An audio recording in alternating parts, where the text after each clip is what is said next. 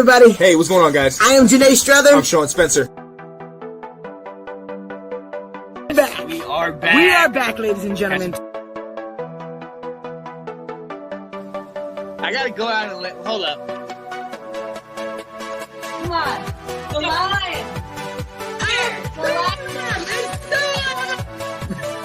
New man. So funny. Kirk Cousins.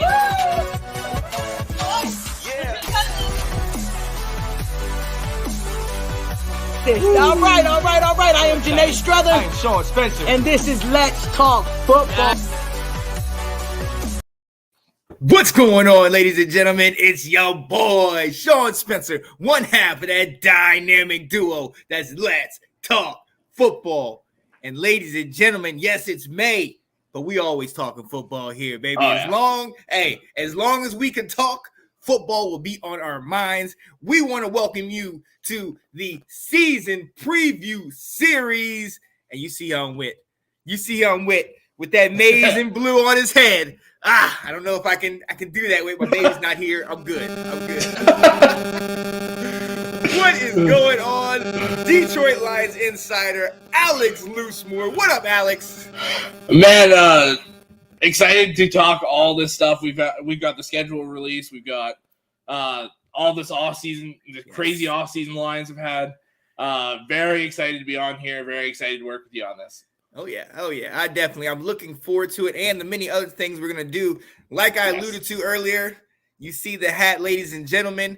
My man is a diehard Michigan Wolverines fan, and we will be bringing back Let's Talk College Football. And if you'll have me, my guy Alex Loosemore will be joining me to talk some football, talk the Big Ten, what's going on in the country.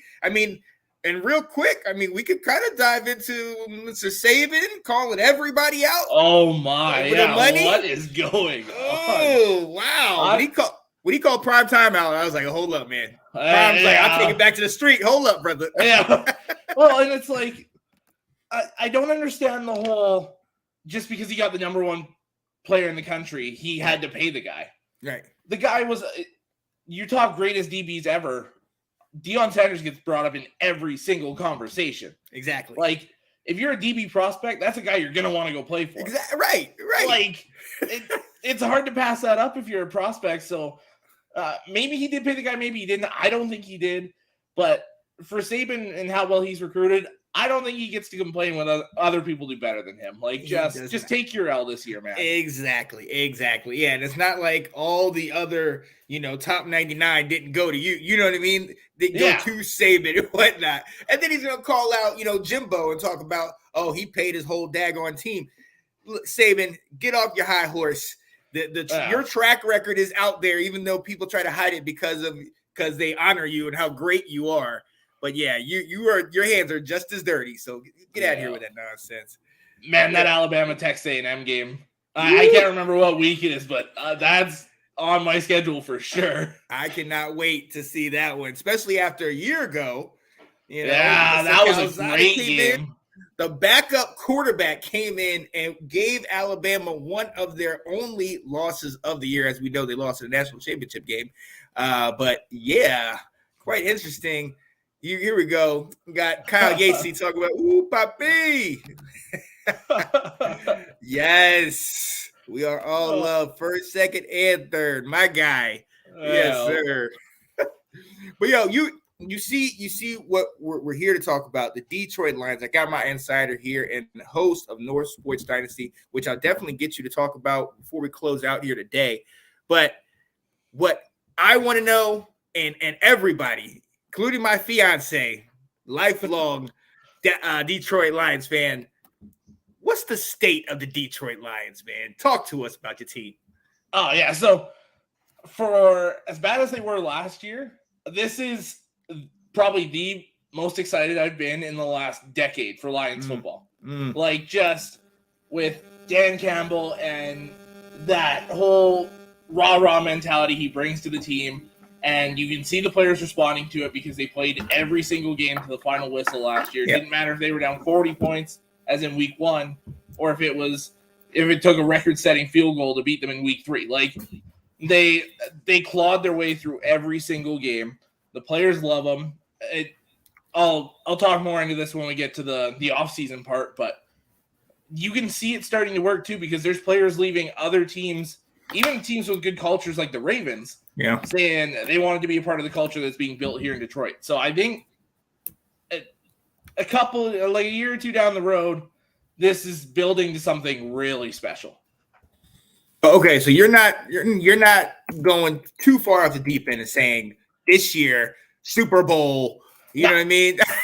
No, you're realistic. I'm looking at that schedule and I'm trying. Like I've been messing with schedule predictors already and trying to lower expectations. But we ended up with the 5th easiest schedule this year. 2 teams above us tied, but it's looking like it'll be a pretty good year 2 under Dan Campbell. It's gonna be interesting. And we're definitely gonna talk about week 2. Yeah, the 18th, baby. Let's go. Yeah, we will definitely be bringing that up. But hey, you alluded to it a minute ago. We obviously the draft is passed, the schedule release is passed, but all through this whole thing, the offseason has actually been it's been pretty good for you guys. Let's start there. What did you guys do in free agency? What have you been doing since the draft and just, with some of the moves you've been making? Yeah, so it was interesting because looking at the beginning of free agency, like a week or two before, it sounded like we were what up, Ben? We were in on a lot of these big time free agents, the Allen Robinsons, the Marcus Williams, like a lot of these guys. It sounded like they were on our radar. And then you could see they did it right. They brought a lot of their guys back in-house that they liked. They got guys that, again, the same kind of signings as last year. These guys that they've got that chip on their shoulder, whether it's DJ Chark, he just hasn't been able to stay healthy, but he's shown he can be a low-tier number 1, high-tier number 2 receiver. Yeah. Or Deshaun Elliott. Or, they brought the right type of guys in to continue this rebuild. And I love that they're doing it slow and steady. Yeah. They're doing it the right way. They're building from the inside out. They finished off the offensive line last year. This year and last year, they built the trenches up with those 2 drafts. And now it's time to start getting those skill players in. Our receiving core is way better than I ever expected it to be coming into the offseason here.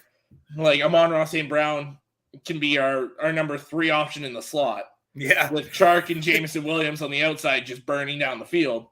It's kind of like a dollar store version of what the Dolphins built offensively with Waddle and Hill, but great description on that one. Yeah. And then you still got Hawkinson and DeAndre Swift. The offense wasn't bad last year. It wasn't great by any means. Right. But you've got, and I fought this last year and I'll fight it again. If they're healthy, this is the top 5 offensive line in football. Yes. Jared Goff is a serviceable starter. He's not going to win you games. He's not going to lose you games.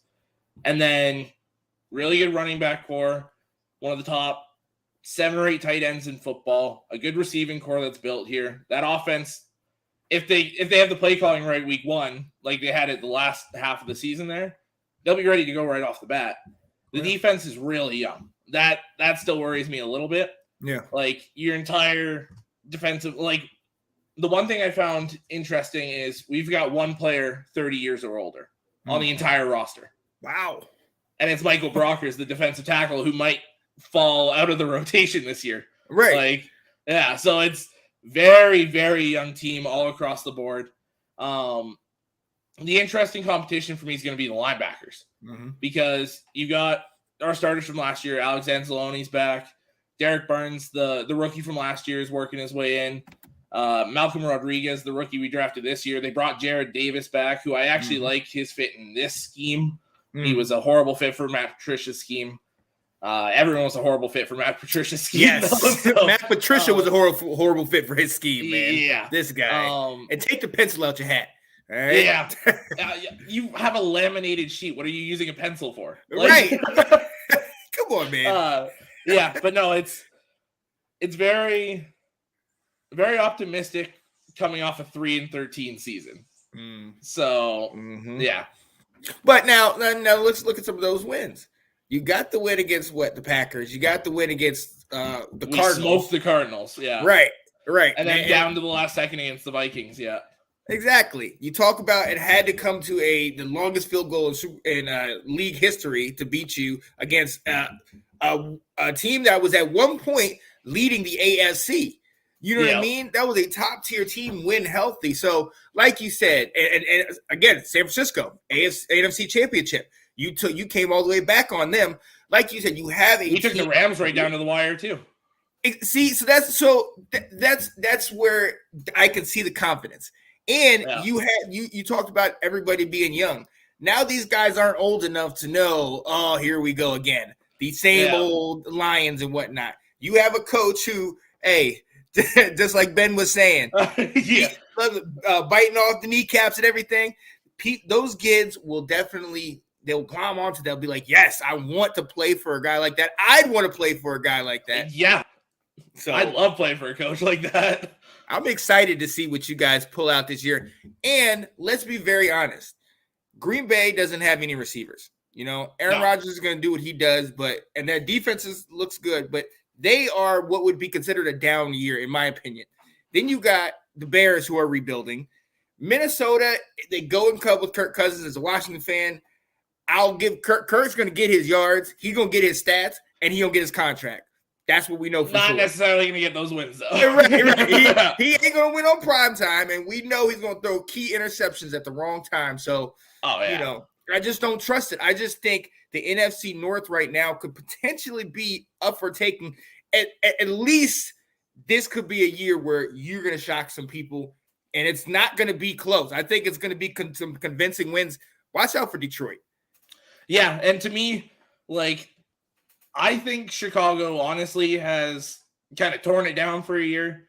Like, you've got Justin Fields, and I mean, you didn't do much to help him offensively this year. You spent a lot of picks building up that defense, and I think it's something like they have over $120 million for free agency next year. Right. So I think they're kind of sitting back thinking, okay, we'll get one more year, get this high draft pick, and maybe snag a guy like Will Anderson from Alabama and get that replacement for Khalil Mack and then just build it right back up. That would be nice. So I think they're at the bottom of the division this year. Mm. And then Minnesota, it's going to be hard to say because they're a very talented football team. Right. At least on the offensive side of the ball. The defense, there's a lot of holes, but their star players make up for a lot of deficiencies around them. So, to me, I still think with that defense and the best quarterback in the division and that two-headed monster in Aaron Jones and A.J. Dillon, I still think this is the Packers division fairly easily. Yeah. But number 2 is up for grabs. Yeah. I absolutely think so. Very true. Very true. And you know, in years past, I would have been like, oh, here, guys, he's sniffing himself. Hold up, man. Hold on. But now this year, I believe, man, I'm not going to lie. This year, and hey, I told you, my fiance is diehard from Michigan, diehard Lions fan. And every year it's like, hey, they'll find a way. They'll find a way to lose. They'll find a way. This year, after watching you guys, after watching the draft, which we're about to talk about, and then the offseason moves, and then not being so crazy, like when they were saying you're going to get the number 2 pick was going to be a quarterback. You know what I mean? Thank God. You're right. I know you were like, oh, thank God. Dodge that bullet. You know? But even when we traded back up, I thought it was quarterback, and I was losing my mind on our draft show. And literally, as soon as I found out that it was Williams, I had to I pulled myself out of the show for a little bit. I was so over the moon. I can dig it. I get it. I absolutely get it. I think Ash and Sid were on the show. Like, where's Alex? Has anybody heard from him? Is he okay right now? Yeah.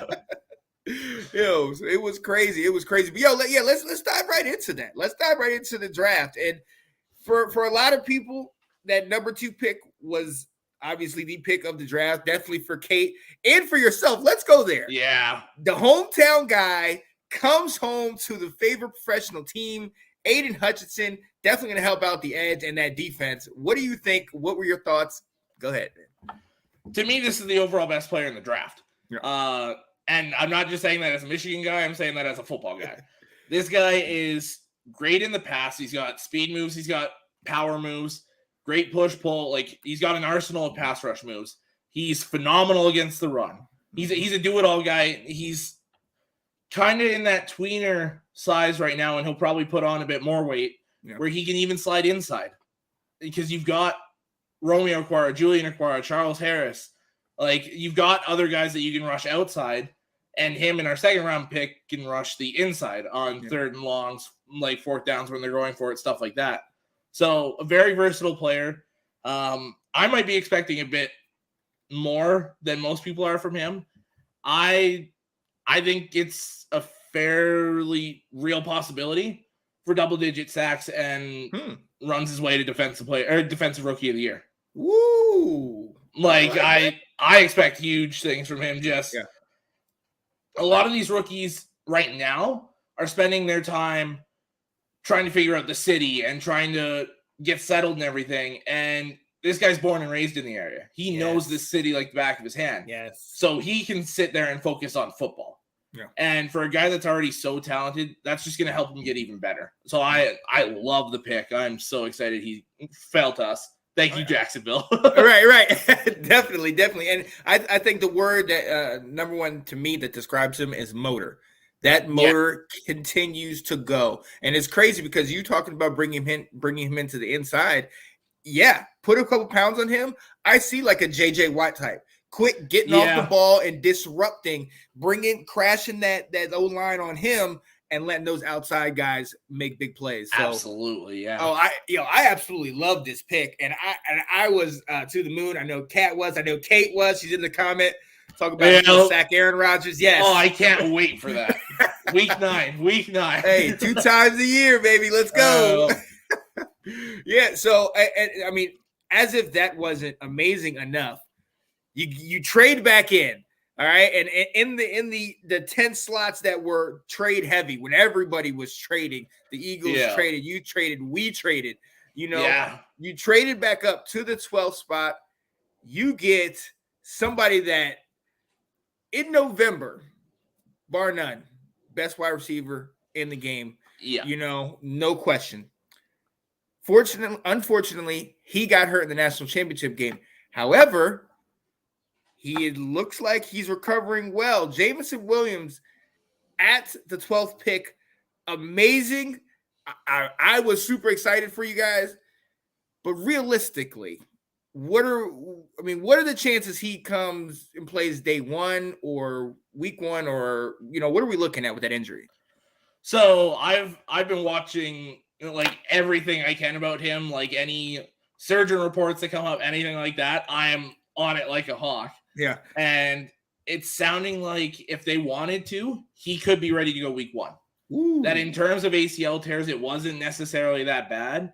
They just did the surgery to speed up the process. Yeah. So sounds like he could be ready to go week 1 from what I've heard, but they're not going to push him. So I would say the earliest you see him is like I'd say probably week 7 after the bye.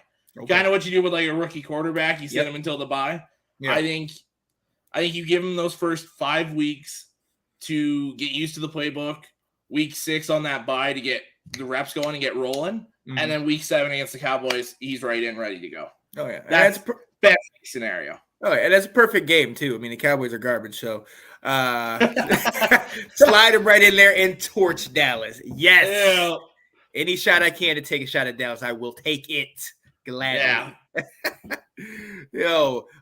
Kate saying she said that they think end of the season. Look, at all honesty, at week 7, that's great for how good he is, and coming from somebody that tried to rush out RG3 after that injury of his first year. Take his time, yeah. Take your time because we know the talent that he has. He can be unstoppable. And Alabama receivers, I mean, they're turning into wide receiver U. If they haven't already been that. You want this guy on the field. And like you said, you got Amon-Ra St. Brown. Now you got DJ Charkey. Now you got Jameson Williams. And it's like, woo, wait a minute. Who do you focus on? Like, right. Detroit. And then the sleeper, you mentioned it earlier. You got Hutchinson and Swift. Anybody that's a fantasy guy like the two of us are, those two are gems in fantasy or in dynasty. You need to have them. Yeah. Receiving, rushing, they get the job done. So I'm excited about the pick. I want to see the recovery. I'm like you. Yeah. Yeah, he's already the promising thing is he's already working in minicamp. He's doing like agility. He's slowly starting to run routes, and that it's still like half speed. He's still not going full speed into it, but they're starting to have him kind of make cuts. They're starting to work him in. Mm-hmm. But yeah, they've said they're not pushing it at all. Like they're gonna wait till he's 100%, and then they're gonna work him on the playbook. Like they're taking their sweet time with this, as they should. Oh yeah, and they have the time to do it. Realistically, I don't think many people outside of Detroit have expectations for these guys to really do big things. So let this guy rest. You don't have no spotlights on you guys. Just let it rest, get him back and ready and healthy. And that's absolutely huge. That's huge. Hey, and that was a huge move. That was great to do that. And coming out of that now, I have to ask you this. After the first round, you're like, all right, I don't care. How are you feeling? Were you like, I don't care what else happens? Or were you still... I was like, we can trade the rest of the picks away. I'm right. Exactly. No, but like, and it's interesting because a lot of people are like, if you go on like Lions fan pages and stuff like that, there's so many mixed reviews on Jameson Williams, more so for the trade, and I don't understand it. So we traded from 32 to 12. Mm-hmm. We gave up a third round pick 66, and then we dropped from 34 to 46. Yeah. So we dropped 12 spots in the second round and gave up a third to move up 20 spots. Right. Like, and get what you I'm sorry, how is that a bad trade? Like, right. Hey, look, I got to say, especially living with one of your diehard but badly tortured and tormented Lions fans, there ain't gonna be no positive until Tom Brady himself comes and wins you guys a ring. That type of thing. Yeah. Yeah. I tried to talk to her about it. She's like, it's not gonna get better. It's not. I was like, but realistically, like, break it down. Maybe. She's like, well, it can't get much worse is the thing. So like, right, than what it's been. Yeah. So I mean. I said, when they come to you guys and tell you guys you have to change your names because the Lions is offensive, then talk to me. All right. Yeah. We have issues. All right. You guys are good. Yeah. So, hey, moving on down the list, in the second round, you guys picked up defensive end Josh Pascal out of Kentucky, 6'3", 278. Yeah. What are you thinking there? To me, this was a big thing. The Lions were one of the bottom 5 teams at stopping the run last year. Yeah. Pascal isn't going to be an edge rusher. He's going to be a run stopper. Yeah. He's going to be in on first and second down on the outsides. Him and Hutchinson will be on the outsides there. And they were, if you look at PFF, they were 2 of the top 4 guys in all of college football last year on the defensive line for stopping the run. Nice. So this is totally a run stopping move. You look at what the Packers are doing. They don't have a receiver. Chicago, all they've got is Justin Fields and David Montgomery on the offense, essentially. Yep. And then Dalvin Cook in Minnesota. So this division is being set up to be run heavy. Yeah. And Detroit did a good job of hunkering down and trying to build up this run defense this offseason. So that's totally what Pascal is going to be. He's not an edge rusher on the outside. He could be, like I said, kind of with Hutchinson, that interior rusher. Because he's too stiff. He doesn't have that bend around the edge. Yeah. But he can push that pocket back. Like, you watch the tape, he's always in the pocket, and he played in the SEC. Yeah. So he disrupts the backfield a lot. So you could have him push from the inside. But, yeah, those people that are expecting him to be an edge rusher, don't. He's not going to get sacks off the edge. Yeah, and to your point about him being the SEC, him playing at Kentucky, they had a solid defense this year, and actually surprised a lot of people with how well they did. And Pascal was part of that. But I think it's very interesting and key that you guys got not only Hutchinson but now Pascal, 2 guys that are getting that rotation at defensive line to address, like you said, the issue you guys had with stopping the run. And look, and keeping with defense. Your next pick, somebody that my guy Ab Lowe talked about on our show, somebody we were looking at in the secondary, Kirby Joseph defensive back out of the Fighting Illini. I started reading up on him after my guy was telling me about him, and I was like, ooh, this guy. Oh, I like that. 6'1", like he's ready to play. Yeah. And I know you're excited about this. So talk to me about how you feeling about this. Yeah, so this was one of those guys that when we picked him on our draft show, I was like, I'm going to be honest, I don't know much about this guy. Yeah. Like, I saw him play in the Big Ten. He made the All-Big Ten first team, so I knew he was good. Yeah. But I didn't know how good, and to see that size and to look up his story, he was a receiver until his junior year, and then he started working safety. Yeah. So he's played safety. He only played safety his senior season. He didn't really get reps until the senior season, was learning it his junior season, and got all Big Ten first team at safety with Jaquan Brisker, with Daxton Hill. There were a lot of really good safeties, and for this guy to get the first team all Big Ten, PFF had him rated as their number one safety when it came to coverage. Yeah. He's an absolute ball hawk. He can go up and get the ball. That experience at receiver definitely helps him with that. But he's gonna work his way in. So we play a lot of 3 safety sets. He might be that third safety, or he might be the 4th safety right off the start. And then he'll be on Deshaun Elliott and Tracy Walker's heels. Yeah. He'll be on their heels and starting to take playing time from them. So once this guy gets used to the defense, he's really good in that cover 3, that high safety, which is what we used more towards the end of the year. Mm-hmm. So I think he's a really good fit for this team, and I think he could be a really good safety down the road. Yeah. And I've always liked good, bigger safeties and corners. Yeah. And I love that one of your coaches, Aaron Glenn, and then your defensive backs coach. We know what he did in the league. So going in there and learning under him, we know how Campbell does as well. So I think this is going to be huge. And like you said, he does not have that many years at safety, and to be, first team Big Ten, which has a number of names, some of which went in the first round. Like, that says something about this guy. So absolutely. I'm interested to see how he fits in, and if he could potentially get on that field early, man, because that could definitely be beneficial in that no-fly zone. And look, you guys went defense a lot. I mean, you had two linebackers, all you had but 2 picks, right. So I mean, that's definitely something you address. Real quick, going back on offense, the next pick in the 5th round, you guys got a tight end out of Virginia Tech, James Mitchell, 6'3", 255.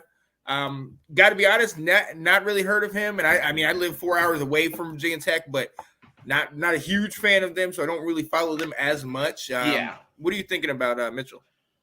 So he's one of these guys, and I'll probably say the same thing when I get to another guy in a couple picks here, maybe even the next pick. But he tore his ACL like week 1, week 2 of the season. Yeah. So he's pretty much gonna be ready to go by training camp.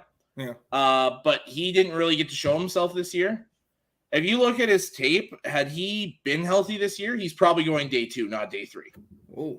So he's one of those tight ends. He's not great at anything, but he does everything well.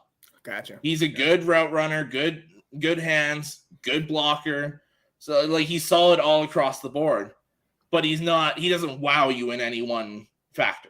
Right. So this is going to be a guy that immediately walks in and is fighting for that number 2, obviously behind Hawkinson. He's not taking Hawkinson's spot. No. But we've been Lions fans saw it last year when Hawkinson went down, there was nothing from the tight end spot. Yeah. So this gives you another, I said the dollar store Dolphins earlier. This is kind of like your wish version of Hawkinson. This is a guy that plays that same role, but doesn't do anything nearly as well. Yeah. Drastically lower when it comes to the rating. But I think he'll be a solid tight end too. Yeah. And that's about his ceiling in the NFL, I think. There it is. And hey, look, if you get in where you fit in, if that's what he can do, let's go. And he again, he might not get that much attention because of Hawkinson, but we'll see. Maybe you can get. We do run a decent bit of two tight end sets. We might not now that we actually have receivers, but well, right. Who knows? We'll see. Hey, hopefully he does get a shot, but especially like you said, coming off that injury, get healthy. That's what we're and most likely it's probably more healthy since it happened in the beginning of the season, but still, get healthy, get on the field, and see what he can do. Absolutely. And then the rest of the way you went defense. The next two picks, you went linebacker. And so actually, the next pick in the 6th round, you went Malcolm Rodriguez, linebacker out of Oklahoma State. Now, a little smaller for my liking, under 6 foot at 5'11", but that defense was number 1 in the country at certain points of the year. And he was the main guy on that defense. Right. So this, I think, was a solid pick. Were you surprised he was there this late, though?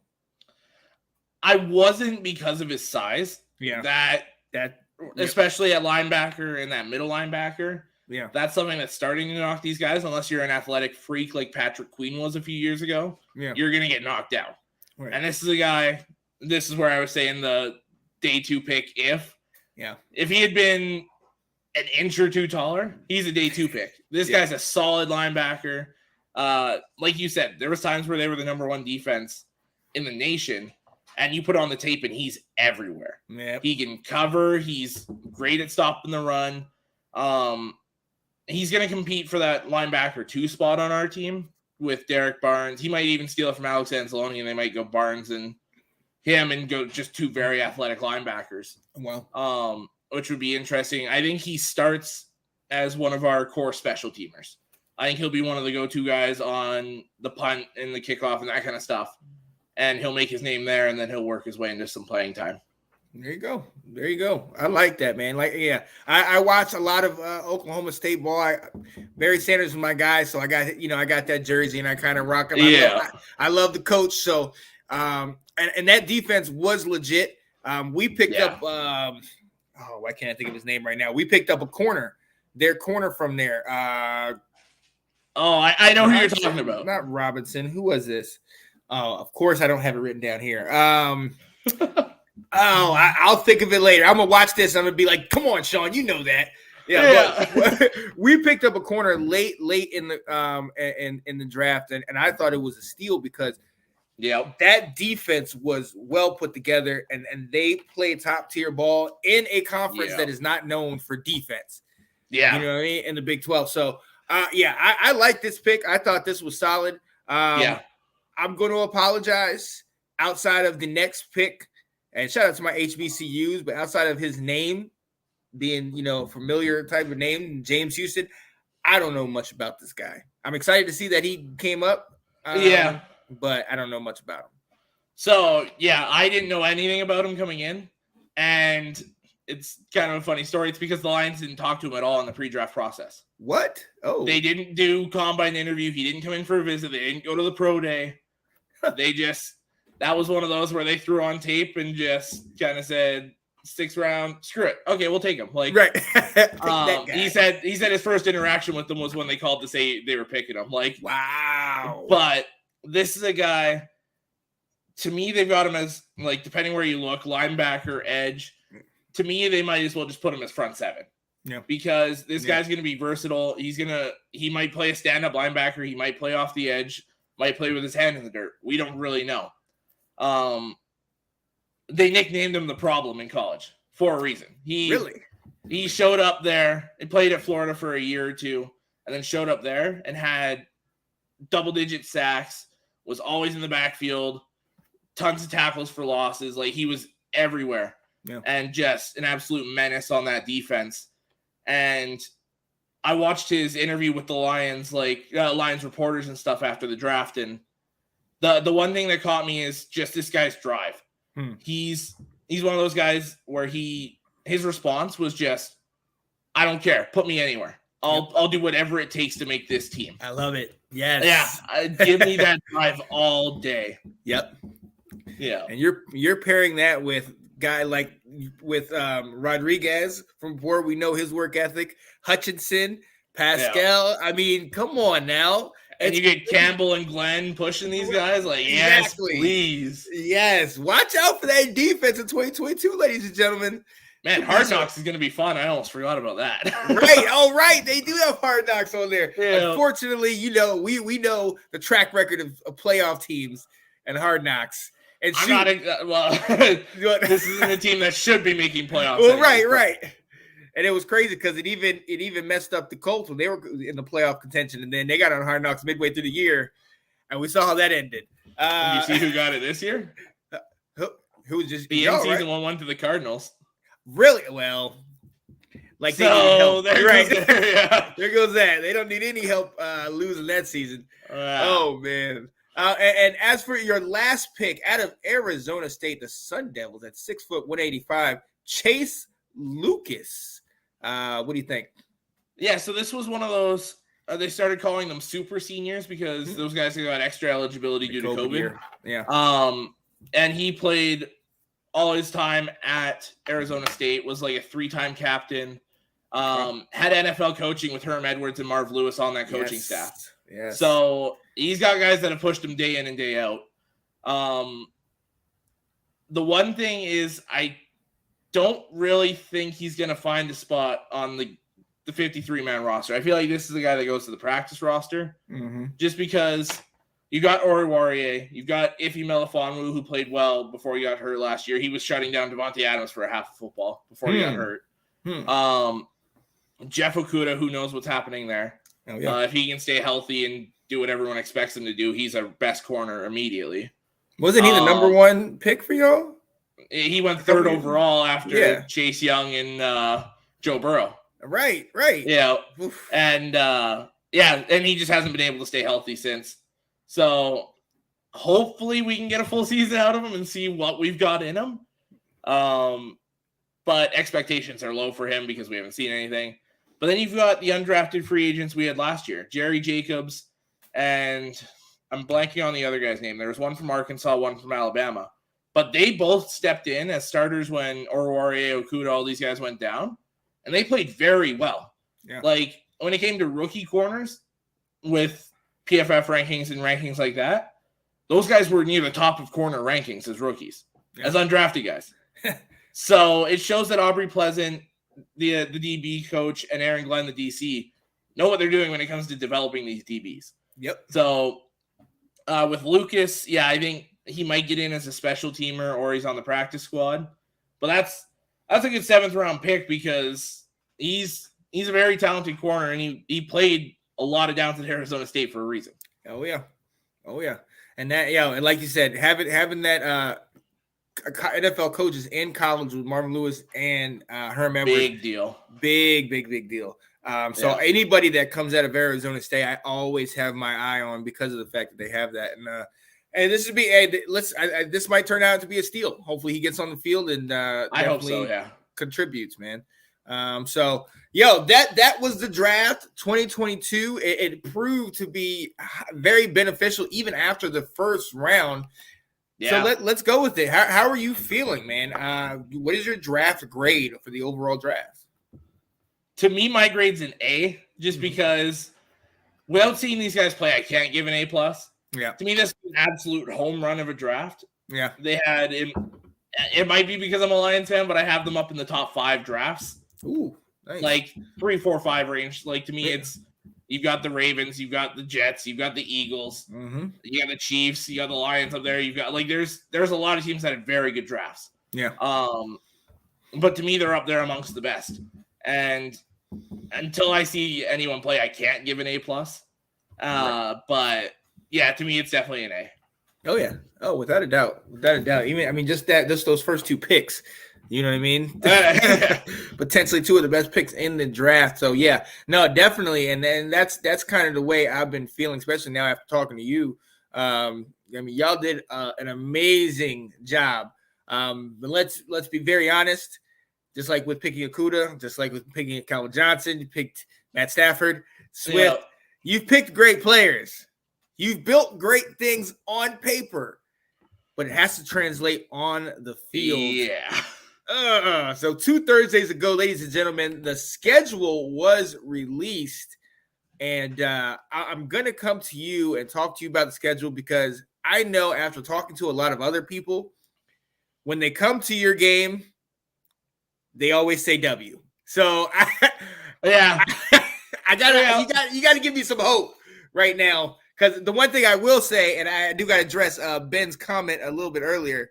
Where did he say it? Week 2? Oh yeah. Oh, there will definitely be a bet of some sort. Oh, yeah. We'll throw something down. Yeah. Oh, we definitely will do that.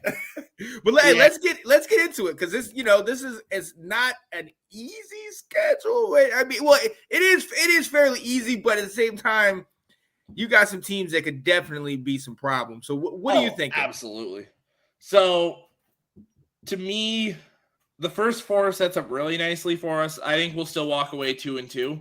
Yeah. We start with the Eagles and Commanders coming to us right off the bat, and then we go to the Vikings and home versus the Seahawks. To me, that's a good stretch to get 2 wins out of. Right now, I've got 1 win coming from either of the first 2 games just because they're home games, and I've got us losing to the Vikings in Minnesota and then beating the Seahawks. And then there's a gauntlet. Yeah. After that, so we're at the Patriots, where I think we get beat pretty easily. Then we have our bye week. Then we're at the Cowboys, at the home versus the Dolphins, and home versus the Packers. So that's 4 games in 5 weeks that are losses.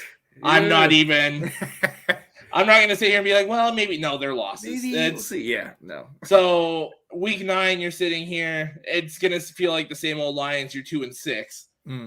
But then there's an easy stretch here.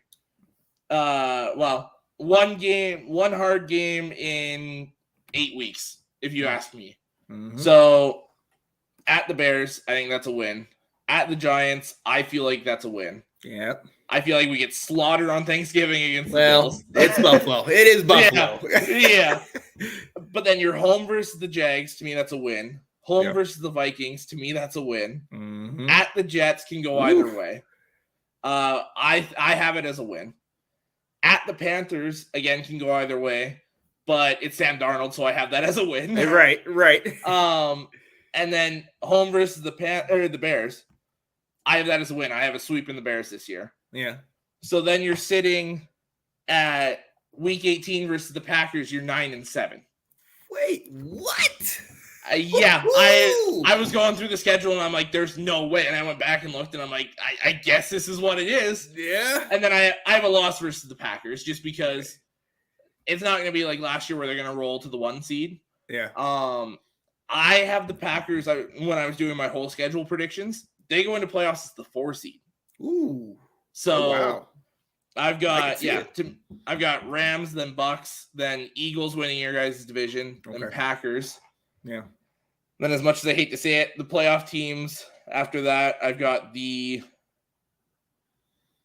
Cowboys and Commanders. That's not the part. I don't like saying the Cowboys, but those 2 teams make it in for me. And then based on tiebreakers and stuff, it did throw the Lions in. At 9-8, the Lions were a playoff team.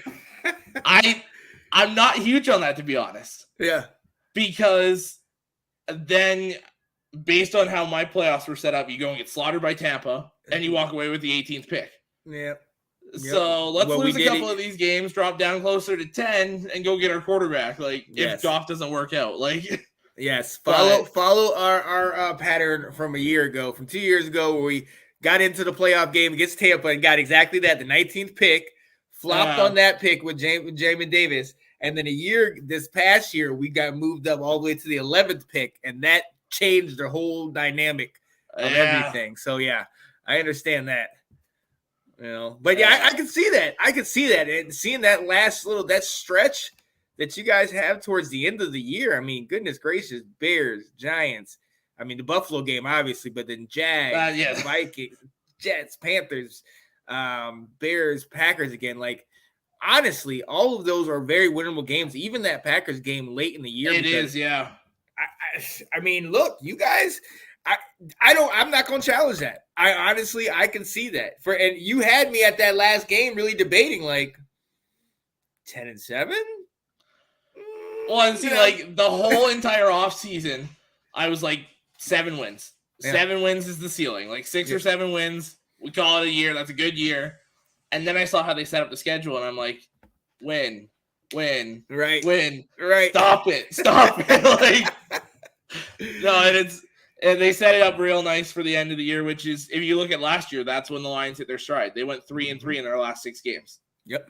So with some very nice victories as well. Yeah.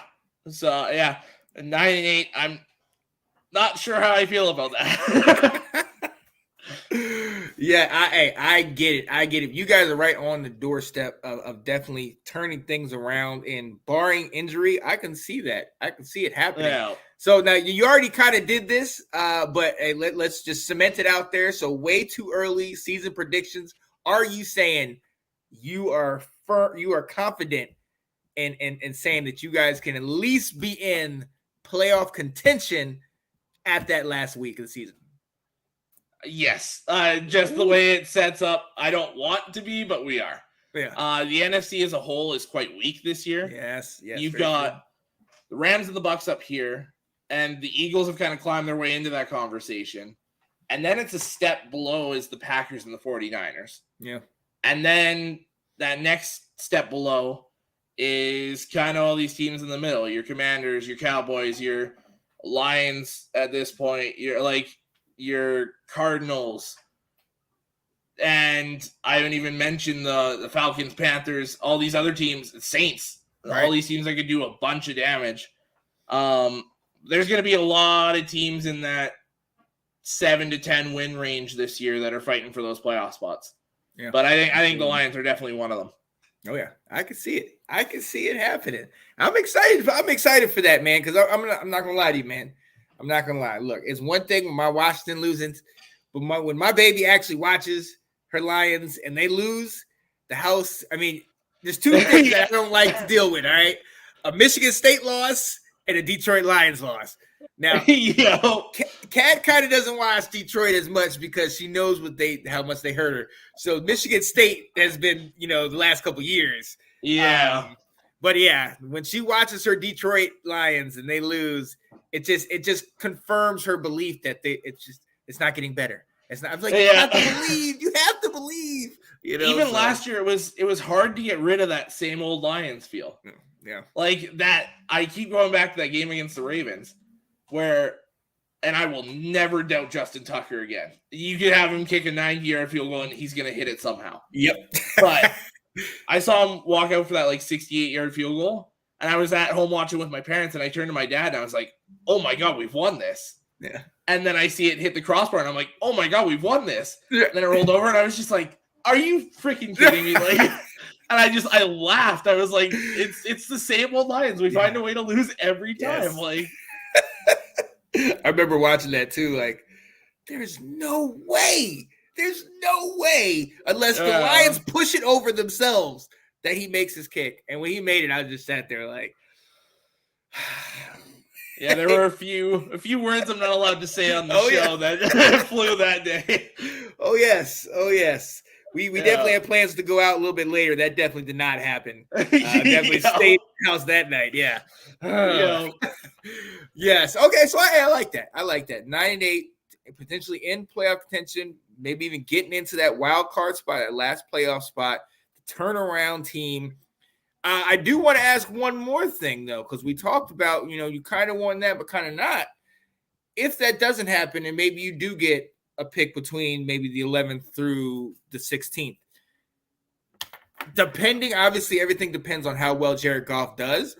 But is quarterback the priority? Knowing how there's a big quarterback draft potentially coming up.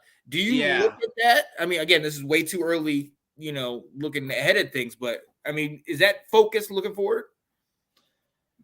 Like you said, it all depends on Goff. If we're winning 9 games, he's obviously not playing terrible. Mm-hmm. To me, if Goff plays, and again, if he's the serviceable starter we expect him to be, I don't think it's a necessity to jump up and get a quarterback. Looking at it now, there's probably 5 to 7 or 8 quarterbacks that are worth jumping at this year or this coming draft. And obviously that's before they've played it down this year. But to me, if Goff plays kind of how we expect him to, what I would personally do is this is the last year with the Rams pick. And if we get to say that pick 18, 19, somewhere in there, use our pick and the Rams pick to try and move up and get one more piece on that defense. Yep. Whether it's a linebacker, whether it's a corner, safety, move up just a little bit, or even sit there and try and get a linebacker and maybe a quarterback with that Rams pick, because I'm guessing it's going to be in the late 20s again, if not in the 30s. Oh, yeah. So, maybe kind of what people were saying closer to the draft this year, maybe with that 32nd pick. Maybe with that Rams pick, we go and get a quarterback, but I don't think it's as urgent now. Yeah. And I mentioned all those quarterbacks. Somebody I forgot to mention that will definitely be, barring injury, will definitely be in, potentially at top 10 if he has the season he had this year. Will Anderson, you talked about him earlier. Yeah. You talk about solidifying that defense. If you can get him to pair with the Aiden Hutchinson, I mean, come on, that would be huge for you guys. So I don't see him making it out of the top 4 picks, mostly because I see Chicago being in there. Yeah. And I don't see how they can pass him up, especially already having their quarterback. Yeah. He would be flipping awesome to get. Yeah. I mean, if he plays the way he's been playing, there's no way he falls under the top 5, so or farther than the top 5. So you might have a team trade up to number 1 to get him. I can see that. He might be that good. Yeah. Oh, yeah. Hey, watch him play this year. Ladies and gentlemen, we will definitely be talking about that on Let's Talk College Football. One of the early Heisman combatants. This guy is amazing. He should have been in there this year. He absolutely should have. Oh, I agree. I agree. I've been saying this all along, too. Had Will Anderson walked into this draft, he's the best edge rusher. Yeah. He's going number 1. Yeah. That guy's a phenomenal player. He just wasn't old enough to go. Yeah. But one of the best overall players in college football last year, and Alabama has to bring him back another year. Poor Alabama. Darn. Just keep getting better, Yeah, rich just keep getting richer. Exactly. Yeah. But no, you're absolutely right. I mean, you talk almost like a Lawrence Taylor effect. Like, he just changes the game. And especially when he gets going, there is no stopping him. Absolutely, man. So my comparison right now is Myles Garrett. Ooh, oh yeah. Just that absolute game wrecker. Maybe not as powerful as Myles Garrett is. He's more speed. But maybe like a Nick Bosa is a better comp there. But he'll walk in and immediately be an elite edge rusher right off the bat. Whoever gets him, it's a home run pick right off the bat. Oh yeah, without a doubt. Hey, look, and that has been a preview of the 2023 Let's Talk Football Draft Special, because we're coming to you. We're getting it ready now. I know the draft just happened, but we're gonna bring it back. Let's go. Already prepping for next year. Yep, absolutely. The big board is already set. Let's go. Let's go, yo. Thank you so much, yo. Hey, real quick. Let me. For those of you who don't know, ladies and gentlemen, I am here with the Detroit Lions insider, my guy, Mr. Alex Loosemore. Alex, we've talked about your Lions, and I appreciate you coming on here talking with me. But you guys got something going on yourself in North Sports Dynasty and Bucks Talk and all those different things. Talk to me about what you guys have going on and where the people can listen to you and watch you. Yeah, so right now, I think North Sports Dynasty is coming to an end. Okay. The last talk I had, that is what's going on. Don't know if we're still doing one more kind of wrap-up show. We wanted to do that a little while back, and it's just been busy. Yeah. So don't know if that's happening. Stay tuned on that. Otherwise, you can catch me on Thursdays with Johnny Dean, Ben Cornett, who I believe was in the comments, and Alex Schomber on Bucks Report for the NFL edition. We're kind of pivoting a little bit, though. With this kind of dead zone of the NFL time, we're jumping more. We're going to bring up USFL a bit, try and kind of get some attention to that. Yeah. And then we're also looking ahead to college football. Yes. So I'll give you guys a preview. We each picked I've got about 10 teams going into the season that I'm kind of keeping an eye on their top prospects. Okay. Obviously, Michigan's one of them. I also picked up the Spartans. Yes. I pay close attention to them, so that's an easy one for me. But yeah, we're each going to pay attention to close to a dozen teams. Keep an eye on their top prospects, kind of make sure everyone's in the loop on how their prospects are. We've got big schools, we've got Div 3 schools, we got everything in between. Nice. So yeah, we're gonna pivot a little bit here and try and switch things up a little bit. Okay, I can dig it.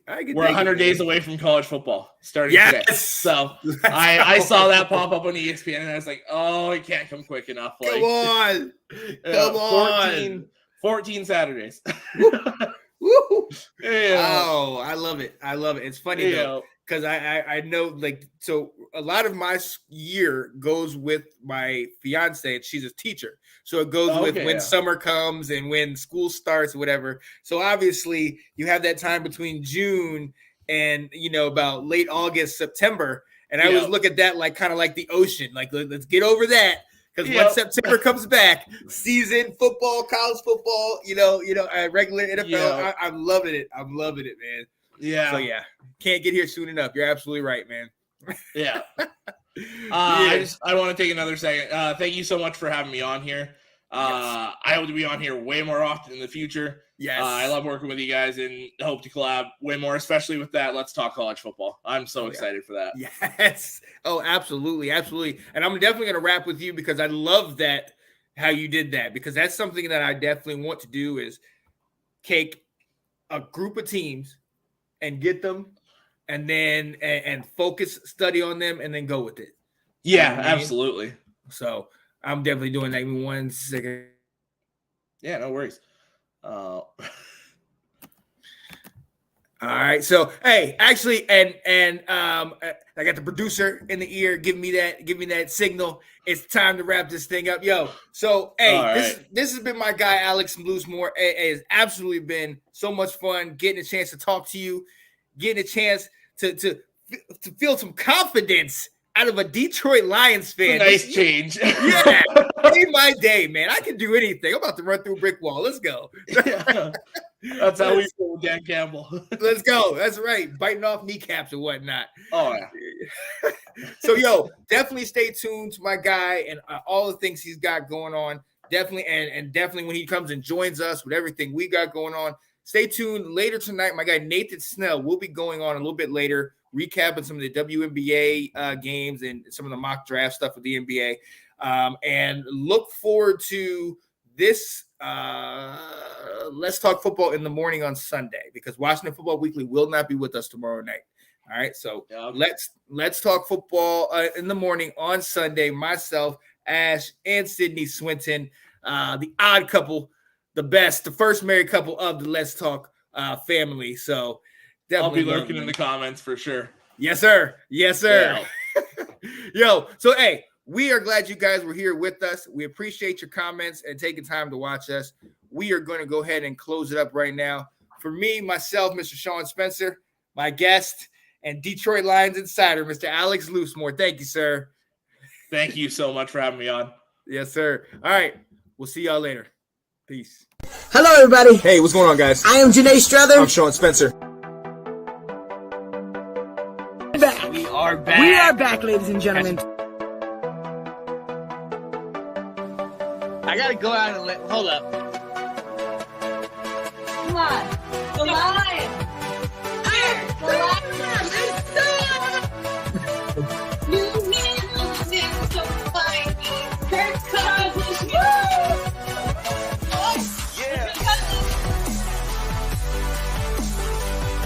All right. I am Janae Strother. I am Sean Spencer. And this is